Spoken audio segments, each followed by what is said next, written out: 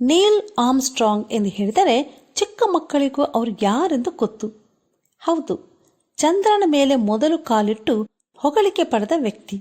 ಆದರೆ ಚಂದ್ರನ ಮೇಲೆ ಮೊದಲು ಕಾಲಿಡಬೇಕಾಗಿದ್ದು ಬೇರೆಯವರು. ಇದು ನಿಮಗೆ ಗೊತ್ತಾ?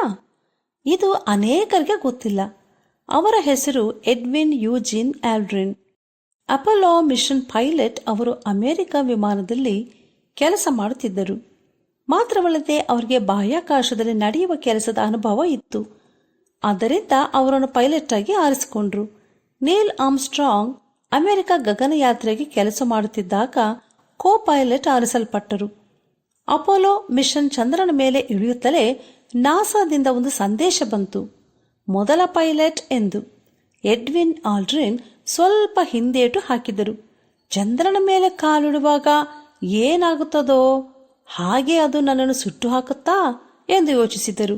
ಆದರೆ ಅಷ್ಟರೊಳಗೆ ನಾಸಾದಿಂದ ಕೋ ಪೈಲಟ್ ಎಂಬ ಸಂದೇಶ ಬಂತು. ತಕ್ಷಣವೇ ನೀಲ್ ಆರ್ಮ್ಸ್ಟ್ರಾಂಗ್ ತನ್ನ ಕಾಲುಗಳನ್ನು ಎತ್ತಿ ಚಂದ್ರನ ಮೇಲೆ ಇಟ್ಟರು. ಪ್ರಪಂಚದ ಇತಿಹಾಸದ ಚರಿತ್ರೆಯನ್ನೇ ಬದಲಾಯಿಸಿದರು. ಎಡ್ವಿನ್ ಆಲ್ಡ್ರಿನ್ಗೆ ಪ್ರತಿಭೆ ಮತ್ತು ಅನುಭವ ಇತ್ತು. ಆದರೆ ಸ್ವಲ್ಪ ಸಮಯ ವಿಳಂಬದಿಂದಾಗಿ ಅವರ ಹೆಸರು ತಿಳಿಯದೆ ಹೋಯಿತು. ಹಾಗೆಯೇ ನಾವು ದೇವರ ಬಗ್ಗೆ ಅರಿಯದೆ ದೇವರೊಂದಿಗೆ ಯಾವ ಸಂಪರ್ಕವಿಲ್ಲದೆ ಇದ್ದೇವೆಯಾ? ಯಾವುದೋ ಒಂದು ಕಾರಣಕ್ಕಾಗಿ ದಿನಗಳನ್ನು ತಳ್ಳಿ ಹಾಕುತ್ತಿದ್ದೇವೆಯಾ? ಇನ್ನು ಕಾಲವನ್ನು ತಳ್ಳಿ ಹಾಕದೆ ದೇವರ ಮೇಲೆ ನಂಬಿಕೆ ಇಟ್ಟು ದೇವರನ್ನು ಹಿಡಿದುಕೊಳ್ಳೋಣ.